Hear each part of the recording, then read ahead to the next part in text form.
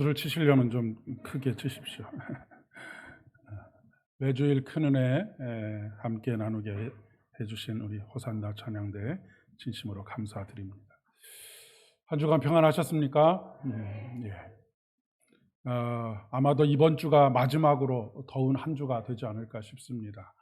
주말부터 조금 날씨가 약간 그렇다고 많이 기온이 내려가는 것은 아니지만 한 3, 4도 정도 내려간다고 하는데, 어쨌든 마지막까지 건강 관리 잘 하실 수 있기를 바랍니다.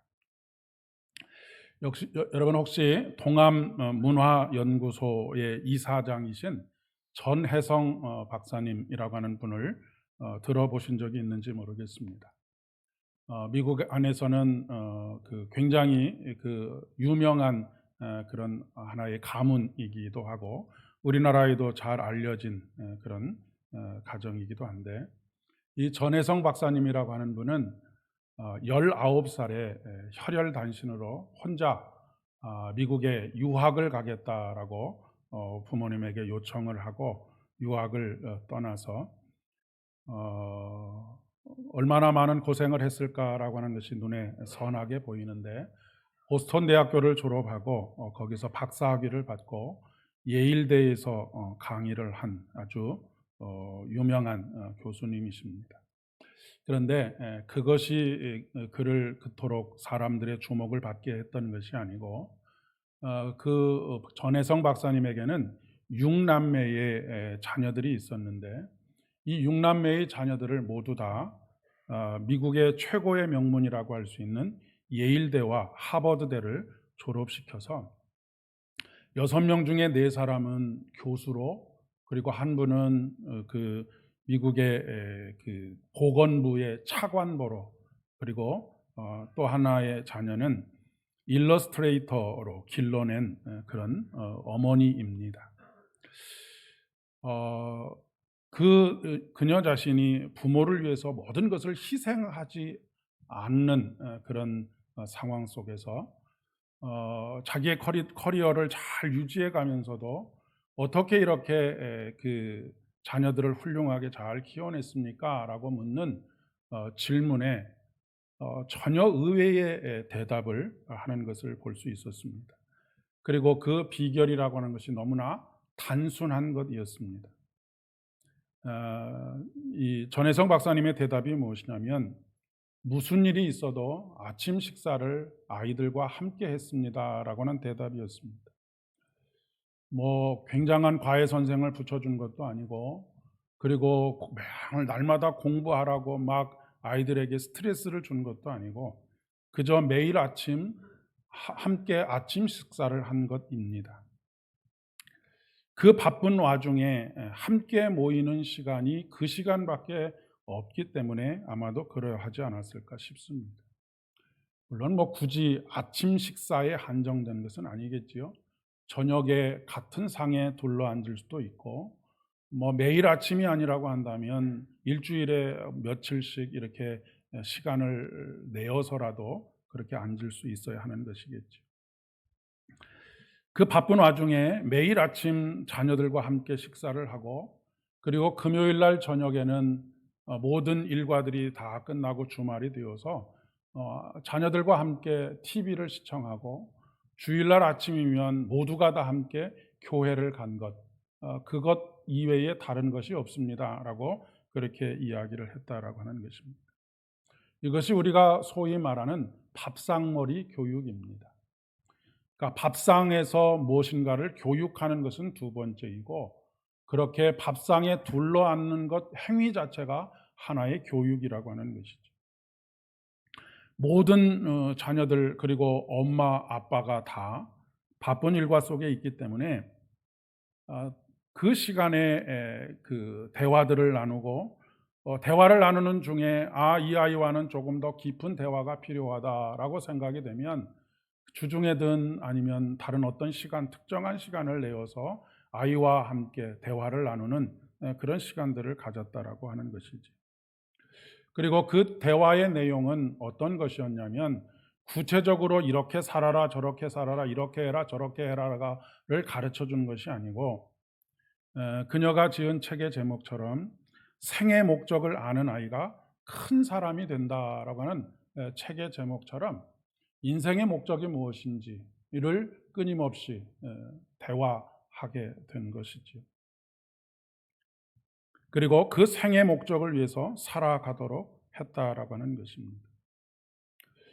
여러분, 혼자 살아가는 것이 아니고 밥상머리에 둘러앉아 모든 가족들이 함께 더불어 살아가는 것을 몸소 그것을 통해서 배우게 되어졌고, 그것이 결국 남을 위한 삶의 목적이 그런 삶을 살아갔기 때문에 아마도 하나님께서 남을 위해서 살 수 있는 여러 가지 여건들과 상황들과 또한 직업들을 허락해 주시지 않으셨을까 싶습니다. 이 전혜성 박사님이 처음에 미국에 19살에 유학을 가겠다라고 했을 때 보내는 아버지가 물었다고 합니다. 네가 유학을 가는 목적이 무엇이냐라고 물었을 때 이 전혜성 박사님이 제가 대한민국을 위해서 일하는 사람이 되고 싶습니다 라고 그렇게 자신이 유학을 가는 목적을 밝혔다라고 하는 것이죠. 우리나라의 경우에는 가족이라고 하는 단어보다는 식구라고 하는 단어를 더 자주 사용하는 것 같습니다.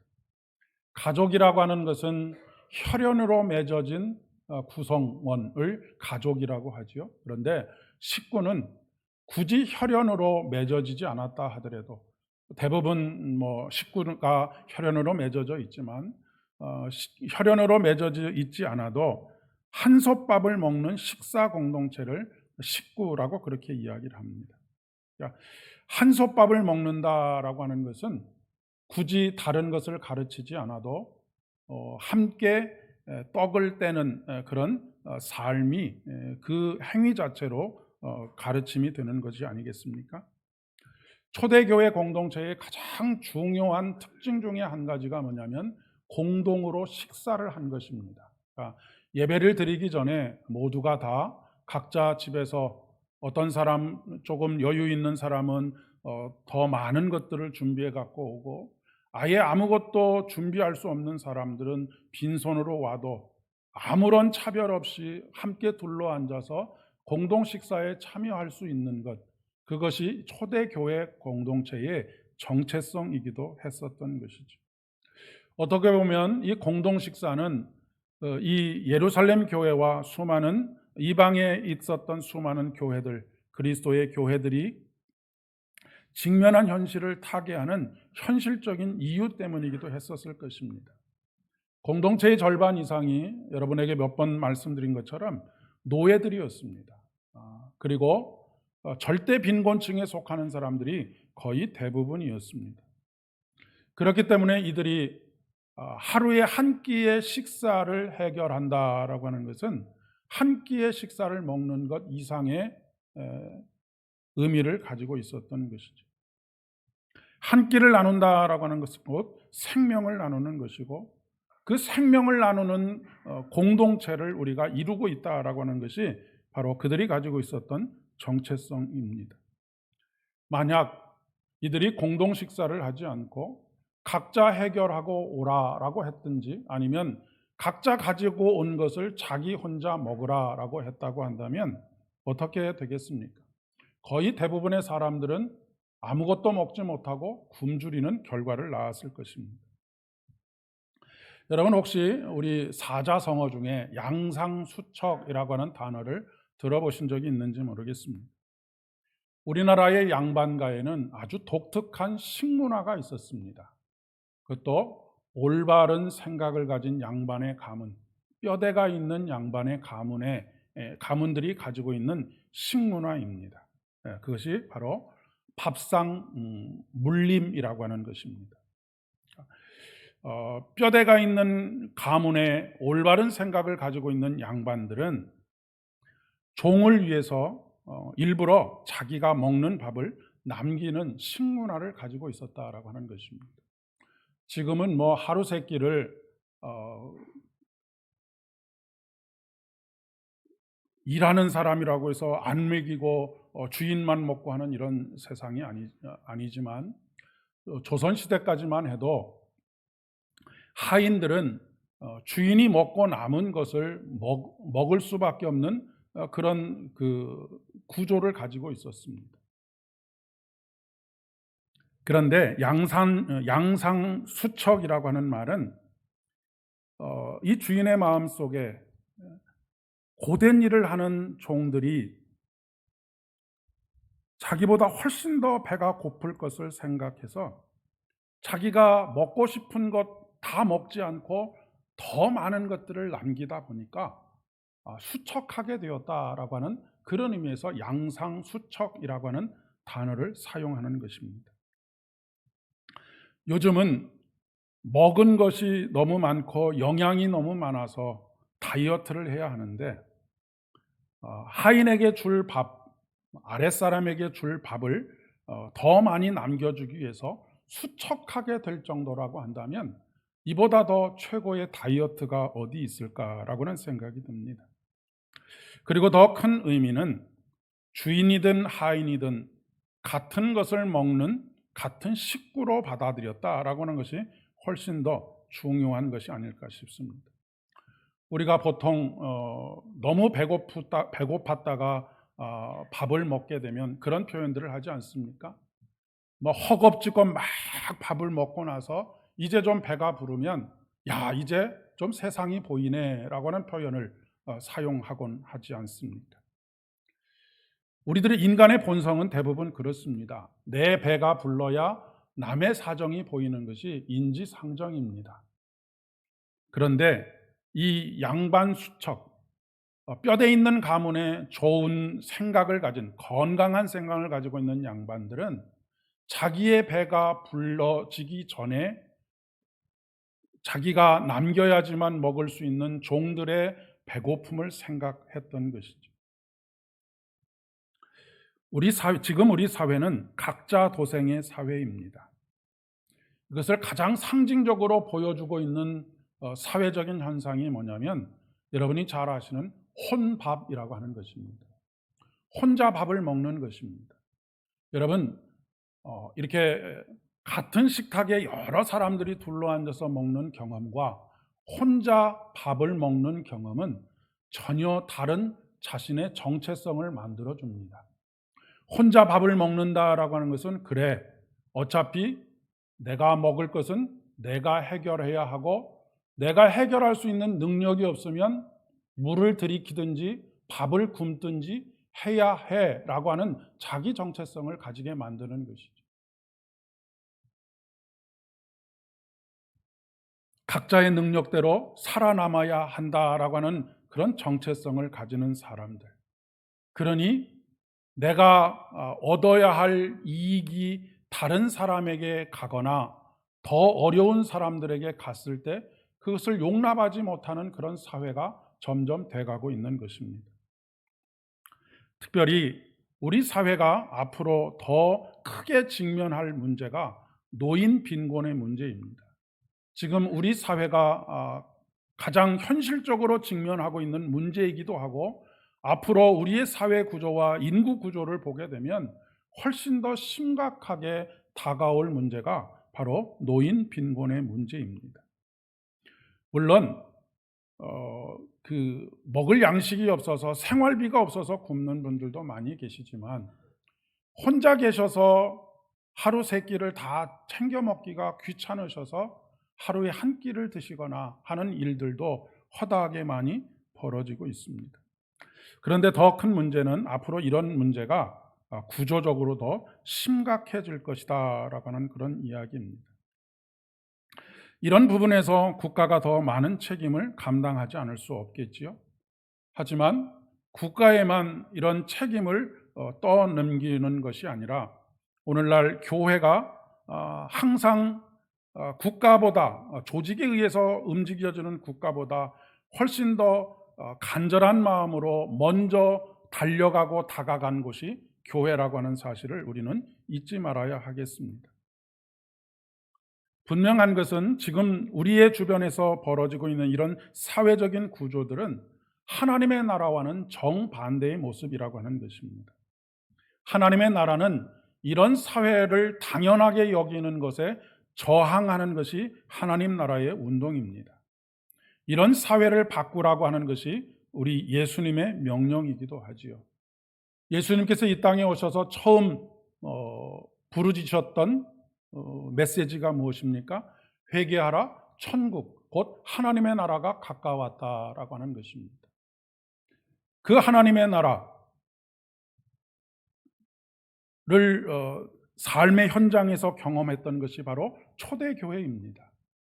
모두가 다 각자의 입을 각자가 책임지고 각자의 능력대로 살던 사람들이 하나의 공동체를 이루어서 함께 먹고 마시는, 더 많이 가지고 있다고 해서 더 좋은 것을 먹고 덜 가지고 있다 해서 덜 좋은 것을 먹는 것이 아니라 모든 사람들이 다 함께 먹고 사는 그런 세상, 그것을 만든 것이 바로 초대교회 공동체라고 이야기할 수가 있겠습니다. 이것을 가장 명확하게 보여주고 있는 사건이 바로 오늘 본문에 나오는 오병이어의 사건입니다.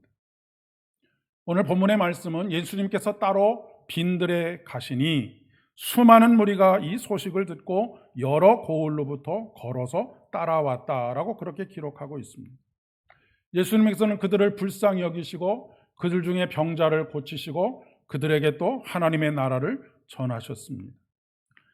그리고 난 이후에 이제 저녁이 되었지요. 제자들이 예수님께 나와서 그들이 직면한 문제에 대해서 이야기를 합니다. 주님, 이곳은 빈들이고 이미 저물었으니 무리를 보내어 마을에 들어가 먹을 것을 사 먹게 하소서라고 그렇게 요청하고 있습니다. 여러분, 이 말의 의미가 무엇입니까?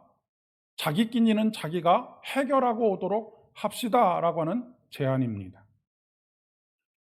그러면 먹고 못 먹고는 무엇에 결정되겠습니까?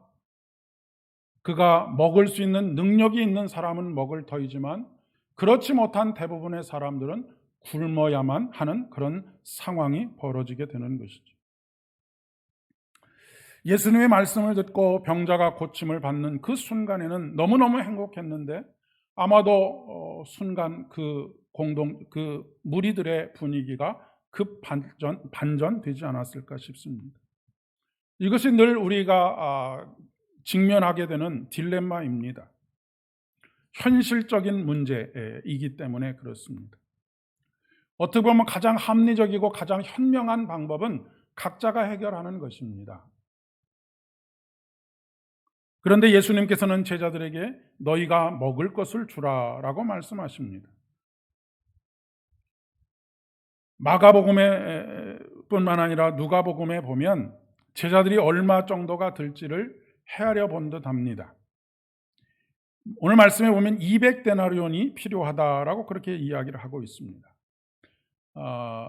한 데나리온이 일꾼의 하루 품삯이니까 요즘 아주 낮게 잡아서 한 사람에게 10만 원의 일당을 준다고 한다면 한 2천만 원의 돈이 당장에 필요한 것이죠. 그런데 그런 돈을 구할 수도 없을 뿐만 아니라 그 많은 사람들을 돈이 있다고 해서 어디 가서 음식을 사 먹일 수가 있겠습니까? 그리고 제자들이 가지고 있었던 돈이라고 하는 것은 예수님과 12제자가 다니면서 끼니를 해결할 수 있을 정도의 돈을 가지고 있었을 것입니다. 제자들이 우리들에게 있는 것은 물고기 2마리와 보리떡 5개밖에 없습니다 라고 말하자 예수님께서는 그것을 가지고 오라고 하시고 그것을 들고 하나님 앞에 축복 기도를 드렸다, 하나님 앞에 감사 기도를 드렸다는 이야기입니다. 그리고 우리가 잘 아는 것처럼 5,000명이 먹고 12광주리가 남았습니다. 제자들의 이야기는 참으로 현실적인 문제입니다. 틀린 말이 아니라고 하는 것이죠. 그러나 옳은 말이 꼭 하나님의 뜻을 따르는 말은 아니라고 하는 것을 우리는 늘 염두에 두어야 합니다. 우리가 생각하는 현실적인 그 판단, 이런 것들이 때때로는 하나님의 나라의 가치와 상충되는 경우들이 있습니다. 그러니까 여러분, 우리가 신앙생활을 하면서 공동체의 삶을 살아가면서 옳은 소리를 하는 것도 중요하지만 그 옳은 소리가 하나님의 뜻과 일치하느냐를 늘 물어야 합니다. 그러니까 교회 안에서 사실 틀린 말을 하는 분들은 그렇게 많지 않습니다. 대부분 다 옳은 소리들을 하십니다. 나름대로의 판단력들을 다 가지고 계시고 인생의 지혜들이 다 있으시기 때문에 그렇습니다. 그런데 옳은 소리가 곧 하나님의 나라 그리고 그 하나님의 마음을 대변하는 소리는 아닐 수 있다라고 하는 것을 꼭 기억하셔야 한다라고 하는 그런 이야기입니다. 이 사건을 통해서 예수님께서 하시고자 하시는 말씀이 무엇이겠습니까? 소년이 건넨 도시락에 보리떡 5개와 물고기 2마리가 있었던 것처럼 우리가 가지고 있는 것은 참 보잘것없는 것입니다. 사실 우리 교회가 감당할 수 있는 능력이라고 하는 것은 한계가 있는 것이 사실입니다. 현실적인 문제이지요. 우리가 개인적으로 생각해도 나 같은 것이 뭐라고 생각할 수 있습니다. 어떻게 보면 우리 교회는 그리고 나는 있으나 마나한 존재인 것처럼 그렇게 느껴질 수도 있습니다. 그러나 그것이 하나님의 손에 의해서 사용되어질 때에 하나님의 목적에 맞는 일에 사용되어질 때에 하나님께서 놀라운 일들을 이루어 가신다라고 하는 것이 오늘 말씀을 통해서 우리가 깨닫게 되는 것입니다.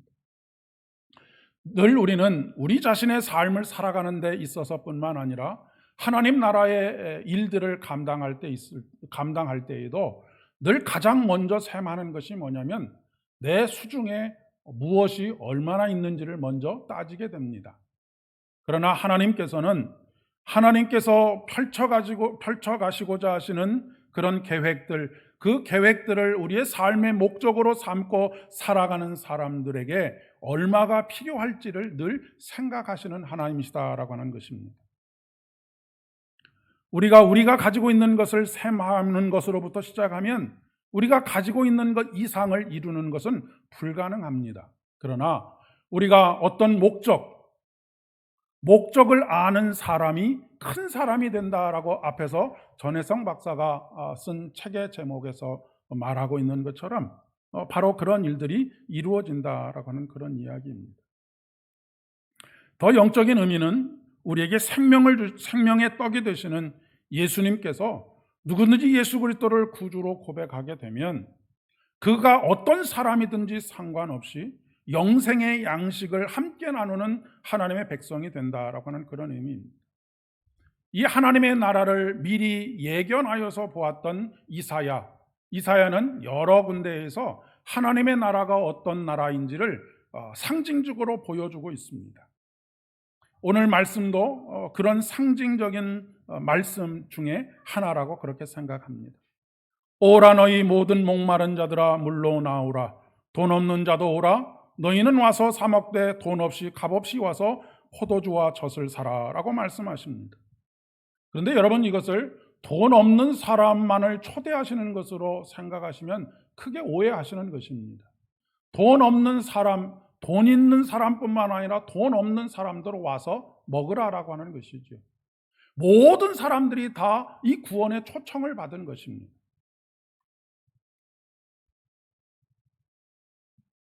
시편 기자는 이런 하나님을 찬양하고 있습니다. 모든 사람의 눈이 주를 앙망하오니 주는 때를 따라 그들에게 먹을 것을 주시며 손을 펴사 모든 생물의 소원을 만족하게 하신다라고 노래하고 있습니다. 사도 바울은 하나님의 구원을 받지 못한 동족에 대한 애끓는 마음을 가지고 있습니다. 여러분 앞에서 제가 설명드렸던 것처럼 유대인들, 지금 이 사도 바울의 동족인 유대인들은 어떤 사람입니까? 가족과 같은 사람입니다. 그런데 이 가족들이 다 각자 자기가 자기의 인생을 책임지는 그런 삶을 살고 있는 것이죠. 지금 사도 바울이 간절히 원하고 자기가 저주를 받아 생명책에서 지워지던 한이 있어도 내가 이렇게 되기를 원한다라고 하는 것은 무엇입니까? 모든 동족들이 다 하나님께서 배설하신 이 아름다운 천국의 잔치 자리에 함께 식구로 참여하는 것을 원한다라고 하는 그런 간구인 것이죠. 이 오병이어의 사건은 14장에서 끝나는 것이 아니라 다음 장에서 칠병이어의 사건이 동시에 나옵니다. 왜 두 번의 이런 사건을 각자 기록하고 있을까? 이것이 가지고 있는 상징적인 의미 때문에 그렇습니다. 오병이어의 사건을 통하여 12광주리가 남았다라고 할 때 12광주리는 이스라엘 민족의 12지파를 상징하는 것이기 때문에 그렇고, 15장에 나오는 마태복음 15장에 나오는 칠병이의 사건은 7광주리가 남았다라고 그렇게 기록하고 있습니다. 여기서 말하는 7광주리는 이방의 7교회를 상징하는 상징입니다. 그러니까 예수님께서 이 거룩한 천국의 잔치에 초대하시는 것은 유대인이냐 이방인이냐에 차별을 두지 않는다라고 하는 것입니다. 그 사람이 누구냐 하는 것은 전혀 고려의 대상이 아니라고 하는 것이죠. 너희가 먹을 것을 주라라고 하는 말씀은 너희 식탁에 초대하라라고 하는 그런 의미가 아니겠습니까? 모든 인간은 빈들에 있기는 마찬가지입니다. 그런데 예수님께서는 유대인들만 먹이시지 않으십니다. 이방인들에게도 동일한 은혜를 베풀어 주시죠. 이것을 오늘날의 의미로 생각해 본다면 교회 안에 있는 사람들만 하나님의 은혜로 살아가는 것이 아니라 교회 밖에 있는 사람들도 하나님의 은혜로 삽니다. 동일한 비를 내려주시고 동일한 햇빛을 내려주십니다. 왜냐하면 모두가 다 예수 그리스도로 인한 생명의 양식을 필요로 하는 사람들이기 때문에 그렇습니다. 우리 모두는 각자가 알아서 살아남아야 하는 그런 인생이 아닙니다. 각자 알아서 구원의 소식을 듣고 영생을 얻는 것이 아닙니다.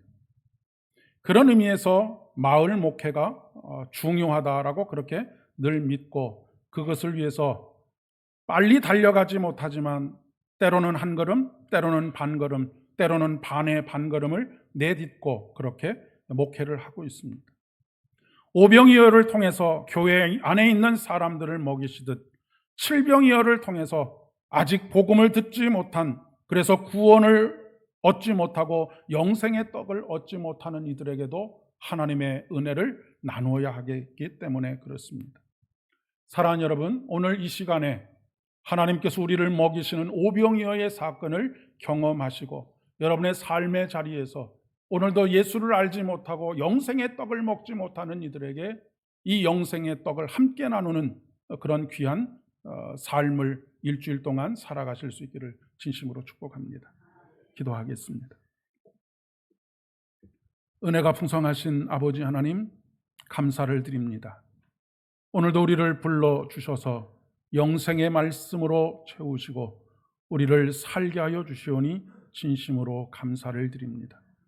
아버지 하나님, 우리만 먹고 배부른 것에 만족하지 않게 하여 주시고 참으로 건강한 정신을 가진 양반들이 하인을 위하여 자기가 먹어야 할 것보다 부족한 것들을 먹었던 그런 우리 민족의 전통처럼 우리가 가지고 있는 것은 참으로 작고 나누기에 보잘것없는 것들이지만 함께 나누고 식탁에 초대하며 그로 인하여서 놀라운 하나님의 나라를 매일매일 경험하면서 살아갈 수 있도록 은혜를 더하여 주시옵소서. 모든 말씀 예수님의 이름으로 간절히 기도드립니다. 아멘.